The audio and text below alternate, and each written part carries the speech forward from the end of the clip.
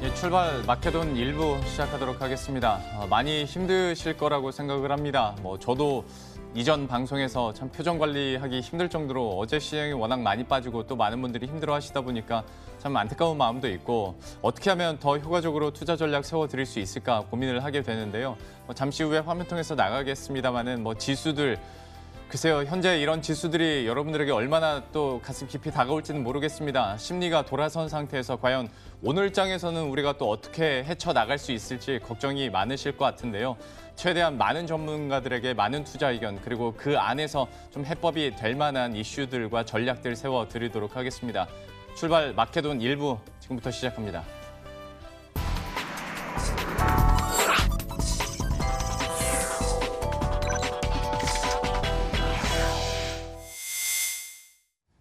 예, 마켓 시그널부터 시작을 해보도록 하죠. 한국투자증권 이프랜드의 장용혁 팀장과 함께합니다. 어서 오십시오. 네, 안녕하세요. 다른 건 다 차치하고 네. 어제 코스닥 시장 급락한 거 있지 네. 않습니까? 좀 어떻게 보셨는지 감정을 얘기해 주셔도 되고 좀 시장 분석을 해주셔도 되고요. 코스닥 시장, 제 방송 오래 보신 분들은 아시겠습니다만 제가 이제 코스닥 증시를 그렇게 선호하지 않는 네. 색은 다들 알고 계실 거고 코스닥의 색깔이 뭐냐라고 물어보신다면은 그냥 가장 비중 크고 가장 대표적으로 얘기할 수 있는 업종이 뭐냐라고 요약할 수 있을 것 같은데요. 예. 코스닥의 대표적인 색깔은 바이오입니다. 누구도 부인할 수 없는 네. 사실이죠. 근데 실제로 바이오에서 돈 얼마 벌고 있는데 라고 물어보면 아직 돈 못 벌어 라고 얘기를 합니다. 하지만 성장성을 무시할 수는 없기 때문에 밸류에이션은 나가 있는 상황인데요. 시장이 불안하게 돌아가면 사실 이 밸류에이션이라는 건 사실 주관적 잣대이기 때문에 정답이 없잖아요. 예. 불안한 시장이면 시장일수록 후퇴하는 투자자들이 많아지기 마련이고 최근 삼성바이오 스토리도 있었습니다만 네이처셀 얘기도 있고 그거 외에도 지금 제약바이오 기업들 일부는 감리 들어가 있는 상황. 네. 지금 금감원에서 아무 얘기 안 하고 있죠. 조사는 하고 있는 겁니다. 그래서 어떻게 돌아가고 있는 건지 아직 모르는 거고. 그래서 대표적인 색깔이 꽤나 많이 무너진 자리였고, KRX 300 이걸로 셀트리온 들어 올렸던 이슈는 다들 기억하실 거고요. 코스닥 벤처펀드 이거 가지고 코스닥에 새로운 신시대가 열린다, 르네상스 이런 얘기들이 있었는데 지금 결과가 어떤지 한번 보시면 사실 메자닌으로 들어간 부분만 있지 시장에다가 실제로 배팅한 코스닥 이 자금은 사실 얼마 안 되거든요. 예. 그리고 지금 신용잔고 목에 찼어요라는 얘기들은 뉴스를 통해서 많이들 들으셨을 거고요. 그래서 색깔이 부진한 자리에 수급 부담이 위치하다 보니까 그냥 추풍 낙엽인 거죠. 예, 그냥 가볍게 밀리고 있는 상황입니다. 근데 이렇게 밀리고 있는 상황을 많이 빠졌으니까 받아내세요. 이렇게 자신 있게 얘기할 수 있는 상황 아니라고 보고 있고요. 코스닥보다는 저는 거래소 쪽에 포커스 맞춰서 이제 전략을 말씀드리니까 예. 그 부분도 좀 말씀을 드리면 어제 코스닥 지수는 4.38% 빠졌고요. 코스피 시장이 0.8% 빠졌습니다. 근데 어제 삼성전자가 2%대 하락이고요. 하이닉스가 7% 하락입니다. 예. 그러면은 대략적으로 잡아도 평균 하락률 4% 잡을 수 있을 것 같거든요. 코스피에서 차지하고 있는 시총 비중이 25% 정도 나옵니다. 그러면 25% 비중짜리가 4% 빠지면 다른 종목 다 보합 쳤다라고 가정하고 그러면 이론적으로 시장 밀 수 있는 마이너스 폭은 얼마인가요? 1%죠.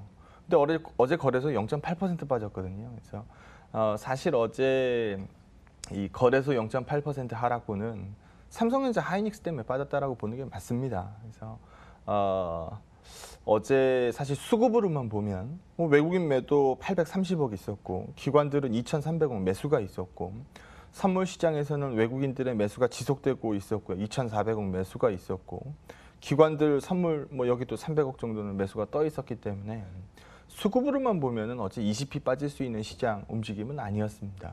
근데 삼성전자, 하이닉스 여기에 묻어서 빠진 게 상당히 크다라는 거고 어제 코스닥 4% 넘게 빠지는데 또 공헌한 거죠. 예.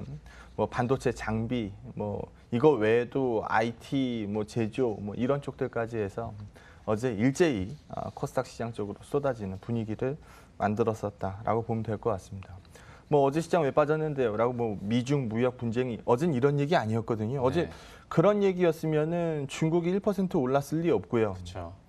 그리고 어제 환이 뭐 공격받았다. 환도 아니에요. 어제 환은 2원대 빠졌어요. 네. 2원 30좀 빠졌고 지금 NDF 간밤 환율에서 한 2원대 추가적으로 올랐기 때문에 뭐 환으로 공격받고 있는 상황도 사실은 아니고요. 그래서 그냥 코스닥 쪽으로 뛰어오를 만한 업종이 없었고 어제 코스닥 하락 종목수가 1128개 나왔네요. 예. 예, 어마무시하게 나왔죠. 그래서 이런 색깔이 어제 코스닥을 짓눌렀습니다. 그럼 저는 코스닥 말고 코스피 쪽에서 어제 큰 화두를 제시했었던 삼성전자 하이닉스 얘기를 좀 해보도록 하겠습니다. 예. 메리츠 종금에서 의견이 나왔어요. 많은 분들이 뭐 나쁜 띠 뭐 이렇게 얘기하실 수 있습니다. 근데 실제로는 어프로치 자체는 굉장히 좋은 리포트였어요. 그리고 그 내용을 보면 그렇게 막 엄청 부정적으로 맞아요. 얘기하는 건 아니죠. 예, 예. 심리가 그만큼 취약했던 거지 네. 그 리포트가 문제되는 건 사실 아닙니다. 예. 그리고 제가 읽었을 때는 꼭 굉장히 용기 있게 잘 쓴 리포트거든요. 예. 그래서 한번 그 내용을 좀 들여다 보도록 하죠. 이 첫 페이지 보시면은요. 지금도 마찬가지고요. 어떤 업종이 제일 좋아요? 라고 물어보면 어디가 돈 제일 잘 벌고 추이가 가장 좋습니까? 라고 물어보면 뭐 대다수의 투자자분들은 반도체 얘기할 겁니다. 이거 예. 오답 아니죠. 정답입니다. 여기 보시는 것처럼 영업이익률 구간들 한번 보게 되면 이게 제조업체가 뭐 50% 60% 영업이익률 뽑는 게 이게 사실 쉬운 일이 아니거든요. 네. 굉장히 어려운 일입니다. 그리고 그만큼 지금 이 업황 자체는 굉장히 좋다라는 반증이죠. 뭐 예를 들어 어떤 게임 회사가 칼 하나 만들어서 팔았다. 근데 칼 만드는데 그 원가 얼마 되겠어요? 원가 안 나오거든요. 근데 그거 팔릴 때는 어마무시하게 팔린다. 이럴 때 나오는 영업이익률이 이런 영업이익률입니다. 근데 지금 반도체 업종은 디램 만들고 낸드 만들고 해가지고 뽑아내는 영업이익률이 50% 60% 나오고 있다는 얘기거든요. 예. 누가 봐도 좋죠. 근데 삼성전자 쪽에서 포커스에 맞춰서 시장을 좀 보게 되면 업황이 좀 안 좋을 때 이때는 넘버원 사업자의 지배력이 뭐 확고할 수밖에 없습니다. 왜냐하면 가장 여유롭고 가장 시장을 리드하면서 출하량 값을 조절할 수 있는 애니까요. 그래서 여기 보시는 것처럼 업황 다운일 때는 삼성전자의 이 마켓쉐어가 50%까지 올라가는 모습을 보여줍니다. 예. 근데 그 이후에 지금 이 상황이 벌어지고 나니까 갑돌이도 뽑고 갑순이도 뽑고 지금 디램 뽑을 수 있는 애들은 다 뽑고 있는 거거든요. 안 네. 뽑으면 바보잖아요. 그래서 지금 물량값이 크게 늘어난 거고 늘어나고 있는 물량값 때문에 삼성전자의 MS가 지금 45%를 하회하는 구간까지 들어왔습니다. 그러면 결론적으로 얘기하면 이익은 늘었지만 MS가 빠진 거거든요. 그리고 그거를 다른 쪽에서 접근을 한번 해보면 이익은 늘었지만 반도체 총 이익에서 차지하는 삼성전자의 이익 쉐어 부분이 지금 여기 보시는 것처럼 압도적인 구간이 있어요. 뭐 한 70% 정도는 반도체 전체 이익에서 70%는 삼성전자가 버는 겁니다. 예. 라고 얘기하는 대표적 구간이 있는가 하면 지금은 여기서 보시는 것처럼 49%까지 떨어지는 모습을 보입니다. 그러면 이 전체 이익 사이즈는 커졌지만 이익 점유율이 빠졌다는 얘기거든요. 네. 그래서 지금 여기서 보는 것처럼 이익의 절대적인 크기는 크고 이익 점유율은 지속적으로 빠지는 모습이 나왔기 때문에 그것도 50%를 하회하는 쪽까지 나온 상황이기 때문에 전략의 변화가 나올 수도 있겠습니다라는 어프로치를 한 겁니다. 그렇죠. 뭐 리포트 내용으로 봤을 때는 나쁜 리포트 내용 아니고 잘못 본 리포트 내용도 아닌 것 같아요. 그리고 지금 이익 점유율을 보더라도 삼성전자 측에서 이익 점유율을 좀 지키려는 노력은 당연히 나올 거고요. 그럼요. 예. 예.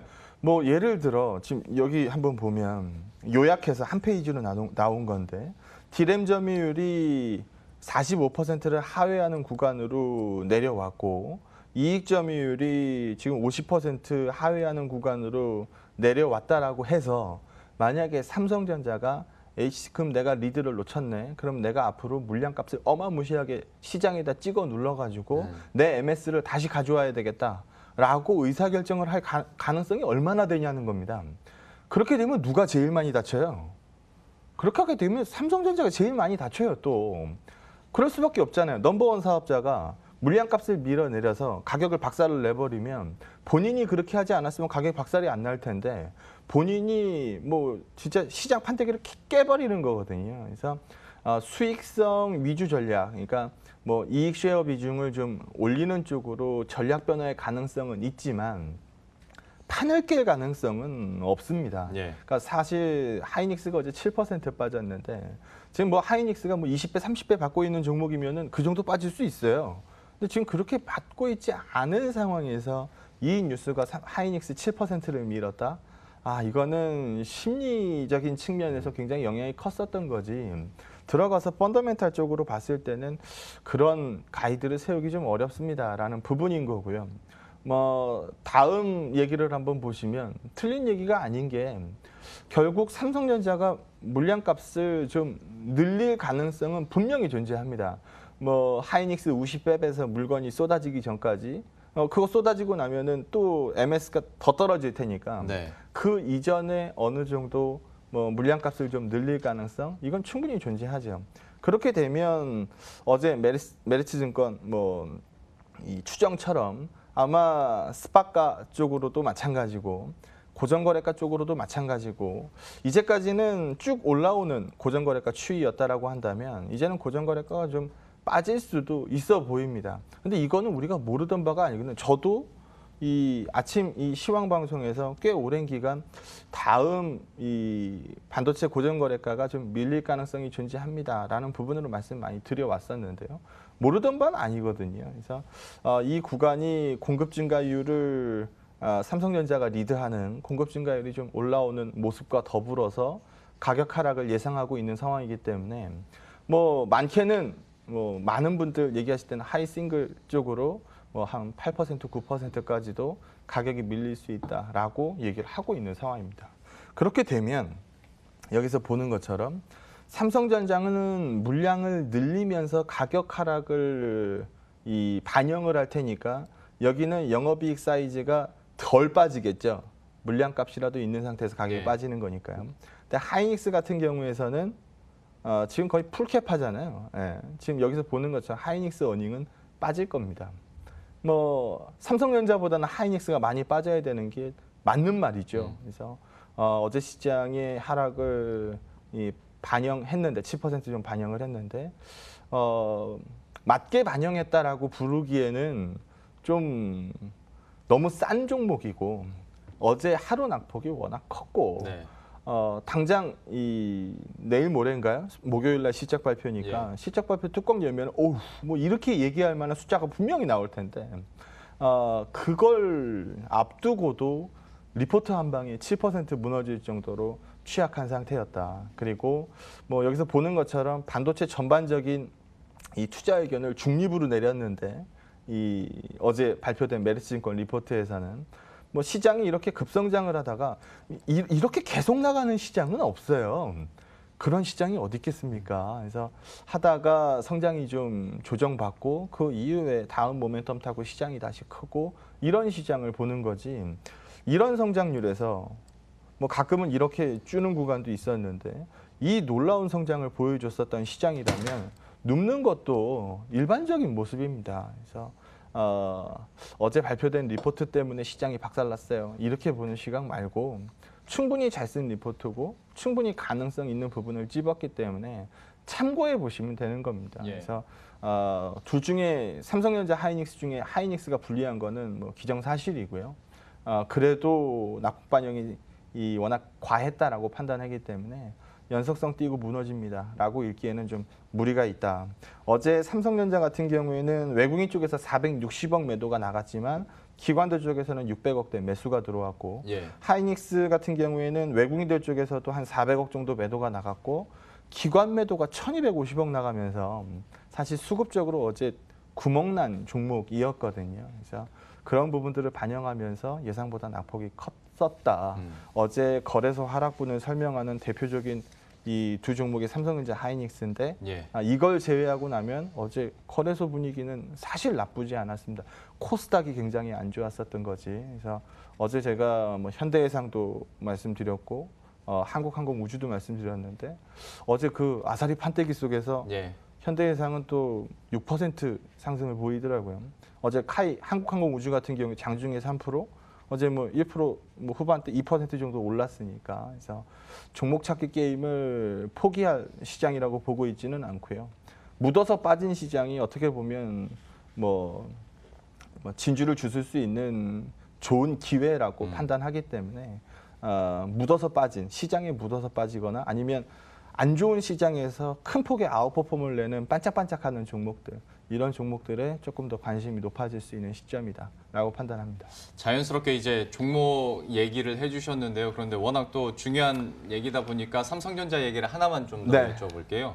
좀 얘기가 길어지는 것 같긴 합니다만 좀 허무하실 수도 있겠는데 앞에서 얘기해 주신 그리고 메리츠종문증권이 짚어주었던 모든 근거들을 반박하듯이 이제 심리적인 것 때문에 어제 많이 빠졌지 않습니까? 그러니까 뭐 이제는 영업이익이 삼성전자가 14조가 나오든 15조가 나오든 혹은 16조가 나오든 이건 상관없고 영업이익이 둔화되다 보니까 이것 때문에 사람들이 좀 마음이 위축이 영업이익 성장률이 빠지는 성장률이 거죠. 그렇죠. 네. 그러니까 이 각도가 좀 이렇게 눕고 있다는 거잖아요. 네, 네.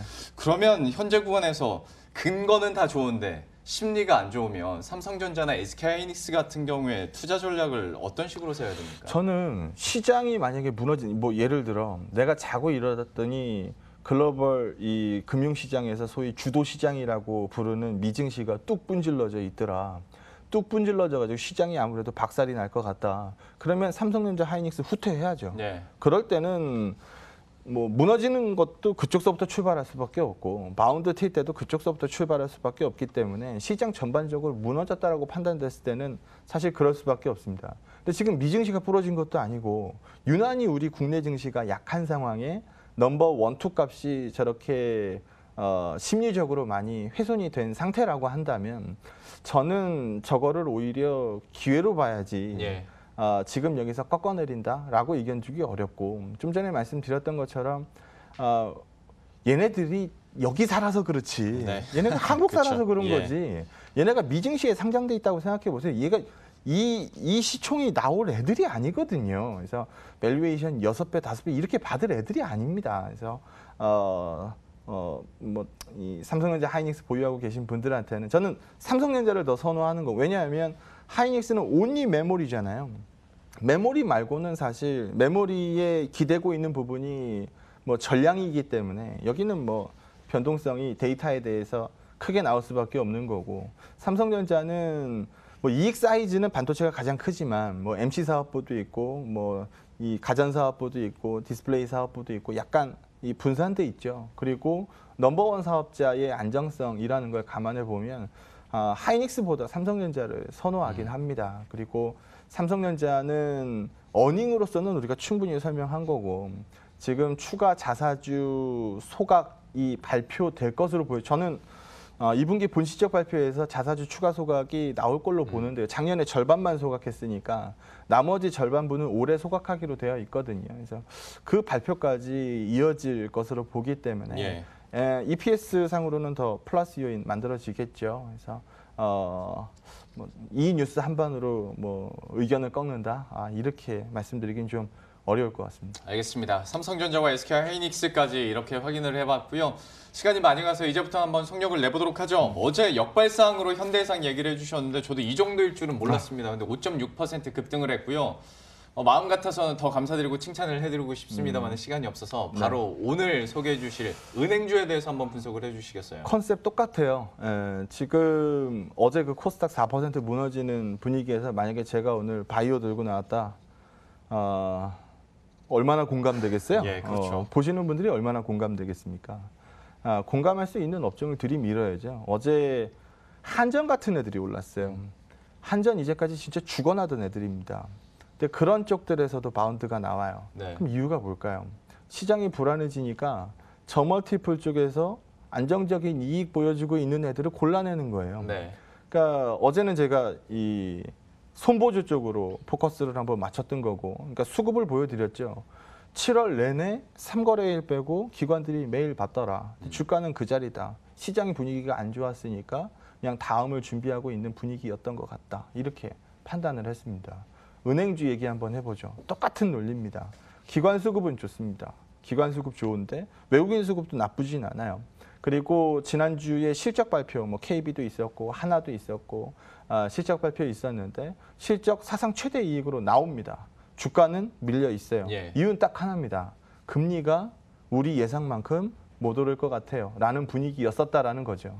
근데 지금은 소수표도 받고 이게 금리 인상의 시그널인지 말 그대로 뭐 이일영 의원의 개인적 이 소수표인지 이거는 뭐 아직 시장에서 구분하기 어렵습니다만 한 가지 확실한 건 지난달보다는 금리 인상에 대한 가이드가 높아질 수밖에 없습니다. 그걸 머릿속에 넣고 차트 몇 개를 좀 보도록 하죠. 예. 여기 보시는 것처럼 YOY 값으로 보니까요. 이익은 최고 레벨입니다. 통상적으로 봤을 때 은행주는 4분기 이익이 안 좋을 수밖에 없어요.